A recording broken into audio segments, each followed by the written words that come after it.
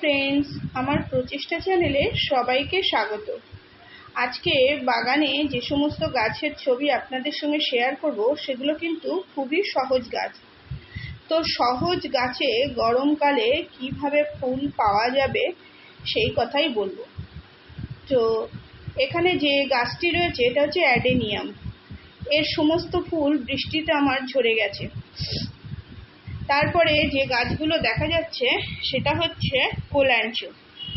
এগুলো কিন্তু একই জিনিস, প্রচণ্ড বৃষ্টি হওয়াতে কি হয়েছে, গোড়াটা পচে গেছে, কিন্তু এই কিছু পাতা ফেলে দিয়ে, সাকুলেন্ট জাতীয় গাছ তো ফেলে দিয়ে এগুলোকে আবার বসিয়ে দেব এবং সামনের বছরের মধ্যে আশা করছি এই গাছগুলো আবার রেডি হয়ে যাবে। এইগুলো হচ্ছে অনেক কিছু গাছ থেকে যায় শীতের পরেও, আমাদের বাগানে যেগুলো থেকে যায়, এই অসময়ে যদি বারবার বৃষ্টি হয় তাতে কিন্তু গরমকালে খুবই সমস্যা দেখা যায়। তো যাই হোক, বাগানে যে সমস্ত সহজ গাছের কথা বলবো তার আগে সবারই প্রথমে বলবো দেশি যে সমস্ত নয়নতারা আছে সেই নয়নতারাগুলোর কথা। দেশি নয়নতারা দু রকমের নয়নতারা আছে, একটা হচ্ছে সাদা আর একটা হচ্ছে একটু বেগুনি টাইপের নয়নতারা। তো এই নয়নতারা ফুল গাছ অনেকেই, যারা আমরা গাছ করি, আমাদের গাছের বীজ পড়ে পড়ে বাগানে ভর্তি হয়ে থাকে, তার থেকেই গাছ হয়। পিঞ্চিং করে দিলে আর কি বলবো, সামান্য একটু মাটি দিয়ে বসিয়ে দিলে গাছে খুব সুন্দর ফুল হয়। এটা হচ্ছে বোগেনভেলিয়া। বোগেনভেলিয়া সবাই চেনেন। কিছু হাইব্রিড ভ্যারাইটির গাছ এখন অনেক নার্সারিতে পাওয়া যায়, কিন্তু দেশি ভ্যারাইটির যে সমস্ত গাছগুলো আছে সেগুলো সারা বছরই টানা ফুল দিয়ে যায়। এখানে বলি, টানা কোনো গাছ ফুল দেয় না, যে কিছুদিন ফুল দেয়, তারপরে রেস্ট নেয়, নিয়ে আবার ফুল দেয়।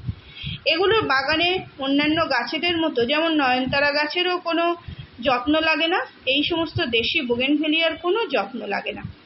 এরা আপন ইচ্ছায় একটা বাগানে নিয়ে আসলে সুন্দর, বর্ষাকালে একটু প্রুনিং করলে আর জানুয়ারির পর ফেব্রুয়ারিতে প্রুনিং করে দিলে খুব ভালো হয়। এগুলো দেখুন, এই গাছগুলো কিন্তু আমি পিঞ্চিং করে দিয়েছিলাম, পিঞ্চিং করে করে করে করে ঝাড় করে দিচ্ছি। এই গাছটা কিন্তু গত বছরের গাছ, এটা এবার বীজ থেকে হয়নি, সেই জন্য এত সুন্দর ঝাঁকড়া এবং গ্রোথ নিয়ে হয়েছে।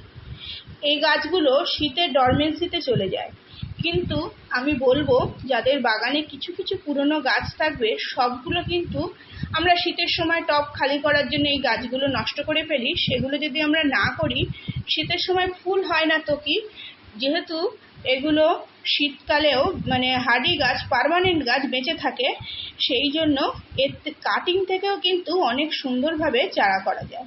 তো যারা বীজ পাননি, কোনো না কোনো জায়গায় কারোর বাড়িতে বা কোনো পার্কে এই গাছের দেখতে পাবেন, অবশ্যই তার একটা কাটিং নিয়ে এসে, মানে যদি বালিতে বসিয়ে দেন খুব ভালো হবে। বালি দিয়ে ওই সাদা বালি কিংবা লাল বালি তাতে বসিয়ে দিয়ে একটু ছাওয়ায় রাখলেই কিছুদিনের মধ্যেই কিন্তু এর রুট চলে আসে। আর এই গাছটা তো সবারই জানা, দেশে ঘরে সব জায়গায় দেখা যায়। এখন সবাই বাড়িতে এই গাছটাকে শুভ গাছ মনে করে খুব লাগাচ্ছে। আগে আমরা বাড়িতে লাগাতাম, শিব ঠাকুরের পুজোয় এই নীলকণ্ঠ খুব ব্যবহার হতো, কিন্তু এখন সবাই বলে এই গাছটা খুবই শুভ গাছ, বাড়িতে রাখলে অনেক পজিটিভ এনার্জি পাওয়া যায়, সেই ভেবে এই গাছ কিন্তু লাগায় অনেকে বাড়িতে। মানে বাইরের যারা আগে লাগাতো না তারাও কিন্তু এটা একটা শুভ গাছ হিসেবে লাগায়। তো অতএব আপনারাও কিন্তু এই গাছটা লাগাতে পারেন। যেখানে রোদ কম হয়, মানে একটু হালকা রোদ হয়, সেইখানে কিন্তু এই গাছটা ভালো ফুল দেয়। আর এই গাছটা সবারই চেনা। এখন গরমকালে যেখানেই তাকাবেন, যে কোনো নার্সারিতে, রাস্তায়, স্টেশনে, কোনো যেখানে ফুল গাছ বিক্রি হয় তাদের কাছে অবশ্যই এই গাছ পেয়ে যাবেন। এর অনেক কালার হয়।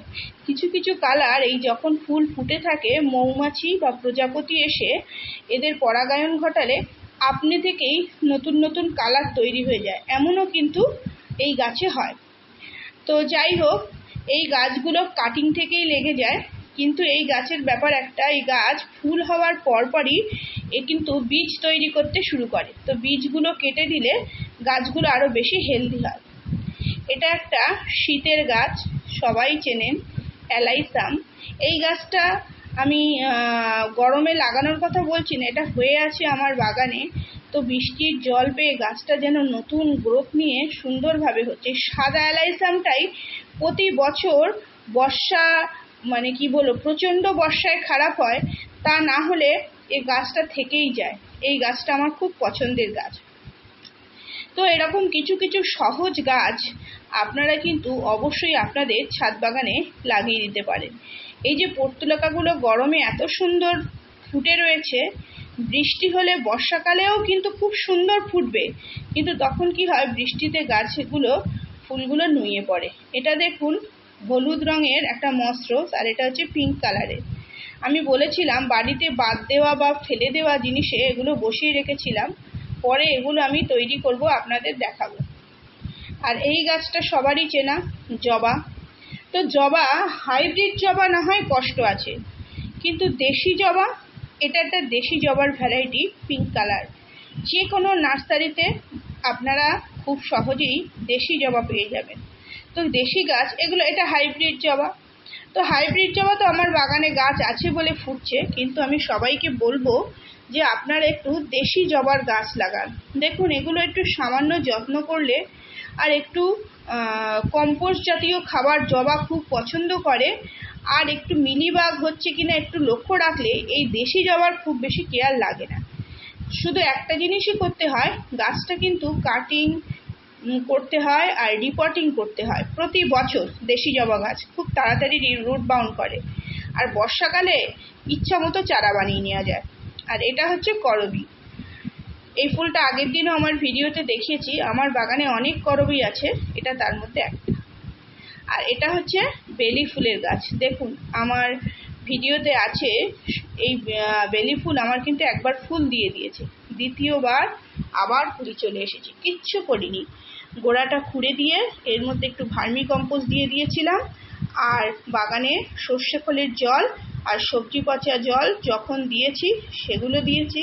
মাঝে মধ্যে একটু হিউমিক অ্যাসিড দিয়ে থাকি, ইপসাম সল্ট একটু স্প্রে করে দিই, এতেই এর কামাল হয়ে যায়। যাই হোক, এইখানে দেখুন বুদ্ধজুই গাছ। এই বুদ্ধজুই আমার খুব পছন্দের গাছটা, কিন্তু ছোট পটে লাগানো আছে। আমার ছোট পট বলতে একটা 8 ইঞ্চির পটে লাগানো আছে। তো সেই 8 ইঞ্চির পটে দীর্ঘদিন রয়েছে। প্রতি বছর গাছটা যখন ফুল দেওয়ার সময় হয়, গরম থেকে বর্ষা টানা, এও কিছু কিছু দিন ফুল দেয়, আবার ফুল শেষ হয়ে গেলে এর যে অংশটা ফুল হয়ে যায় সেগুলো কেটে ফেলে দিতে হয়, আবার সেখান থেকে নতুন গ্রোথ হয়। এইভাবে ধীরে ধীরে এই গাছটা কিন্তু বাগানকে ভরিয়ে রেখে দেয়। শিউলি ফুলটা দেখুন, 12 মাসি শিউলিতে কুড়ি এসছে, তারা ফুল হচ্ছে। এটা একটা করবীর ভ্যারাইটি। তো যাই হোক, ফুলের কথা অনেক বললাম, এইবার একটু আমার সবজি বাগানে যে সমস্যাটা হচ্ছে আপনাদের সঙ্গে একটু শেয়ার করব। আমি বাগানে সবজি খুব বেশি দিন হলো করছি না। এইখানে দেখুন কিছু শশা গাছ রয়েছে। তো শশা গাছে সুন্দর ফুল এসছে, একটু ছাওয়া মানে টানা রোদে নেই। এটা হচ্ছে সম্ভবত ঝিঙে গাছ। এই বীজগুলো আমি এবার নতুন বসিয়েছি। প্রথম আমার বাগানে 3টে ঝিঙে গাছ হয়েছে, এই একটা, আরও আর একটা দেখাচ্ছি পরে। কিন্তু এখানে একটা সমস্যা তৈরি হয়েছে, সেটা হচ্ছে আমি পালং শাক করেছিলাম, সেখান থেকে সেই পালং শাকের মধ্যে সবুজ রঙের পাতা খাদক এক ধরনের পোকা, সেগুলো বড় হলে কালো হয়ে যাচ্ছে। এখানে দেখুন শশাও কি সুন্দর ফলেছে, কিন্তু সেই পাতাগুলো তারা খেয়ে পুরো শেষ করে ফেলছে। কিছু কিছু পাতায় লিপ মাইনার ছিল, মানে সাদা যে পোকা, ম্যাপ পোকা বলে, সেইগুলো পাতাতে ছিল, আমি কেটে কেটে ফেলে দিয়েছি। আজকে কি করছি, বাধ্য হয়ে, এখানে পোকা তো জমিয়ে রাখা যায় না, চোখে দেখতে পাচ্ছি যে জিনিসগুলো, পাতার তলাগুলো চেক করে করে সেইগুলো আমি ফেলে দেবো। আশা করছি আবার গাছে নতুন পাতা জন্মাবে।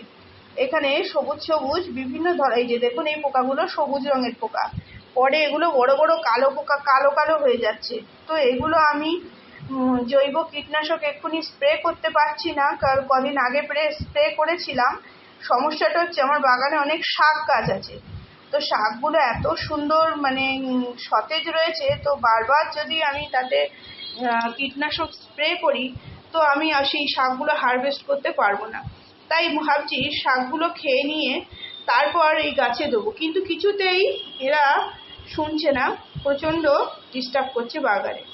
এবারে আমি শীতের সময় বেগুন গাছ লাগিয়েছিলাম। প্রথমত বেগুন গাছগুলো প্রত্যেকটা ইঁদুরে খেয়ে ফেললো, দ্বিতীয়ত সেইগুলো আবার সারভাইভ করে যদিও বা বাঁচিয়ে তুললাম, গাছে ফুল আসছিল। এই অসময়ে হঠাৎ বারবার বৃষ্টি হওয়াতে গাছগুলো কি বলবো, গরমের সময় বেগুন গাছ জল দিচ্ছি আমরা, খাবার দিচ্ছি, তো বেশিরভাগ খাবারই এত বৃষ্টি হলে ধুয়ে ধুয়ে বেরিয়ে যায়। এখন কিন্তু বৃষ্টি টানা হবে না, গাছ কনফিউজড হয়ে যায় যদি হঠাৎ করে বারবার বৃষ্টি হয়। গরমে এখন সব সবজি পচা কম্পোস্ট দেওয়া রয়েছে, তাহলে কি কম্পোস্ট দেওয়া হয়, মাটিতে একটা গরমও তৈরি করে। তো যাই হোক, দেখুন এগুলো এখানে প্রচুর বরবটি গাছ হয়েছে, আগের ভিডিও দেখেছিলেন আপনারা, পুরো শেষ করে ফেলেছে। আজকে চেষ্টা করব এই সমস্ত সবজি গাছ যেগুলো ভালো আছে সেই গাছগুলো একটু সরিয়ে পরিষ্কার করে দেওয়ার, আর ওই যে পোকার কথা বললাম সেগুলো চেক করার। আজকে কি কালকে দেখে আজকেও হালকা বৃষ্টি হওয়ার কথা আছে। আর এইখানে দেখুন টমেটো গাছগুলো, একটা টমেটো গাছ আছে আর একটা টমেটো গাছে, দুটো টমেটো গাছ আছে, সেগুলো কিন্তু ফুল এখনো ফুটছে, কিন্তু টমেটো সাইজ ছোট হয়ে যাচ্ছে। আর এই দেখুন পাতা খেয়ে খেয়ে পুরো শেষ করে ফেলছে। তো শাক গাছ আজকে কিছুটা হারভেস্ট করে নিয়ে চলে গেছি আমি, তো নিচে সেগুলো আর দেখানো হয়নি। তো এখানে দেখুন ঝিঙে গাছ বলেছিলাম, এখানে আর একটা ঝিঙে গাছটা পুরো আমার আবার ড্রাগন গাছে চলে যাচ্ছে, তো এর সেই অন্যদিকে নড়িয়ে দিতে হবে। আর একটা জিনিস, লঙ্কা গাছে প্রচুর ফুল হয়েছিল, কিন্তু এই ঝড় বৃষ্টির কারণে অনেক ফুল সব দেখলাম ঝরে ঝরে পড়ে নষ্ট হয়ে গেছে। সেম জিনিস হয়েছে আমার সবেদা গাছে আর লেবু গাছে। লেবু গাছে আমার এই 3বার ফুল আসলো। প্রথম জানুয়ারি মাসে ফুল এসে যে কটা লেবু ধরেছে, দুটো একটা সেটা আছে, তারপর আর একবার ফুল এসেছিল, ঝড় হয়ে সেগুলো নষ্ট হয়ে গেছে। আবার এবারে যখন ফুল এসছে, তো আবার সেই ঝড় বৃষ্টিতে নষ্ট হয়ে গেছে।